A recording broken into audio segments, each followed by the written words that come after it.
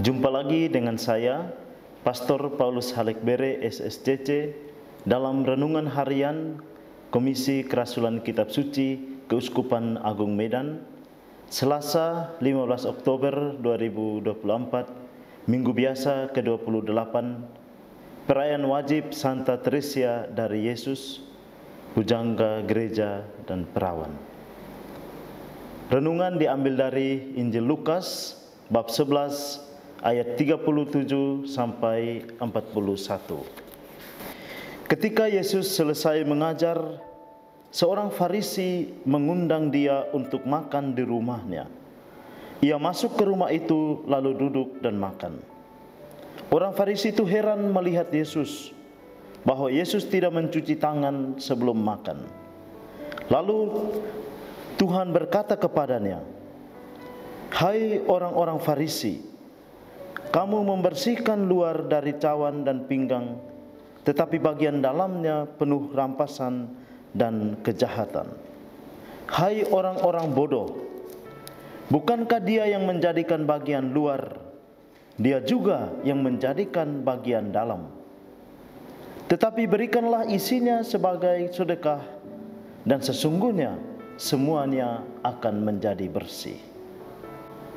Bapak, Ibu, saudara-saudaraku yang terkasih dalam Kristus, kita hendak merenungkan tentang makna perjamuan di rumah orang Farisi.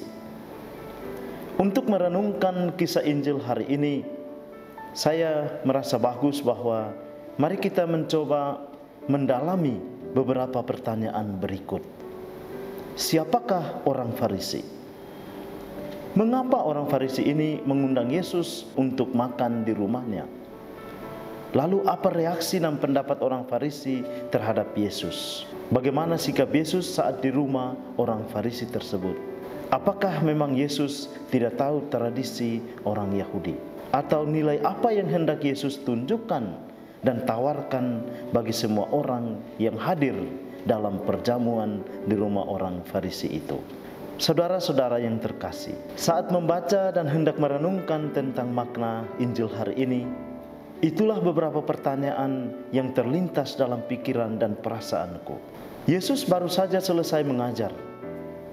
Nampaknya banyak orang terkesan dengan pengajaran Yesus, termasuk salah seorang Farisi yang hadir saat itu. Dia pun mengundang Yesus untuk singgah dan makan di rumahnya. Yesus pun setuju dan mau datang ke rumah orang Farisi tersebut. Kaum Farisi adalah orang yang sangat tahu dan taat pada hukum atau tradisi adat istiadat Yahudi. Saat budaya Yahudi makin luntur di tengah pengaruh perkembangan budaya Yunani dan Romawi yang mempengaruhi orang-orang muda Israel saat itu, maka muncullah kelompok kaum Farisi. Muncul pertanyaan dan keraguan dalam hati orang Farisi. Apakah Yesus ini tidak tahu adat istiadat orang Yahudi? Dalam kisah ini kita mendengar bahwa ketika Yesus masuk ke rumah dan hendak makan, Yesus tidak mencuci tangannya. Dari sikap dan tindakan Yesus ini, Yesus hendak mau menunjukkan identitas diri bagi mereka bahwa Dia adalah yang kudus dari Allah. Dan di hadapan Allah, orang Yahudi perlu menyadari bahwa Yesuslah sebagai Mesias atau utusan Allah. Orang Yahudi perlu mencuci tangan sebelum makan, karena dengan tindakan itu mereka hendak menjaga tradisi kekudusan yang diwariskan oleh nenek moyang mereka. Mungkin saja tangan mereka kotor saat bersentuhan atau memegang hal-hal yang najis.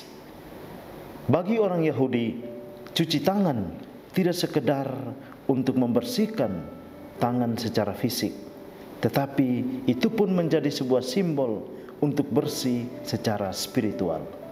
Hal yang kedua, Yesus hendak mau menawarkan kepada orang Yahudi bahwa makna kesucian yang mendalam adalah terletak dalam kemurnian dan ketulusan hati dalam menghidupi hukum Taurat. Sebagaimana yang diamanatkan oleh Nabi Yeremia, bahwa hendaknya akan kutuliskan Tauratku dalam hati mereka. Kalau kita baca di kitab Nabi Yeremia bab 33, kita akan menemukan bahwa Torah atau Taurat yang sesungguhnya bukanlah yang tertulis atau yang dibaca di bait Allah, tetapi lebih daripada itu, Torah yang dituliskan dalam hati mereka. Dan terhadap ayat ini, Nabi Yesaya pun menegaskan bahwa bila Tauratku ada dalam hati mereka, maka mereka akan hidup dalam kebenaran dan keadilan. Hal itu bisa kita baca dalam kitab Nabi Yesaya bab 51. Di sana Nabi Yesaya mengajak supaya orang-orang Israel hendaknya menghidupi Torah dalam sikap hidup mereka setiap hari, yaitu hidup dalam keadilan dan kebenaran. Bapak, Ibu, saudara-saudaraku yang terkasih di dalam Kristus, Yesus adalah yang kudus dari Allah. Dia mengajak umat Israel untuk hidup dalam kekudusan, yaitu dengan membuka diri untuk berbagi sedekah dengan sesama. Perjumpaan Yesus dengan orang Farisi menjadi sebuah awal permenungan dan pertobatan batin bagi orang Farisi bersama keluarganya. Farisi artinya memisahkan diri. Kelompok orang Farisi ini adalah sekelompok dari kaum Israel. Mereka yang ingin memisahkan diri dari pengaruh budaya luar dan setia mempertahankan tradisi nenek moyang mereka. Umumnya mereka berasal dari golongan kaum pintar dan kaya. Saat melihat tampilan Yesus mengajar dan menjelaskan arah hidup kaum Israel sebagai orang-orang pilihan Allah, maka kaum Farisi tadi yang ikut mendengar, dia merasa terkesan dengan kuasa mengajar Yesus. Dengan kesan itu, dia pun mengundang Yesus ke rumahnya. Baginya, Yesus adalah kaum muda Israel yang akan menjadi harapan dan pembawa pembaharuan dalam kehidupan rohani dan sosial bagi kaum Israel. Namun dalam kisah tadi kita mendengar bahwa dia sedikit terkejut melihat sikap Yesus yang tidak membasuh tangan sebelum makan.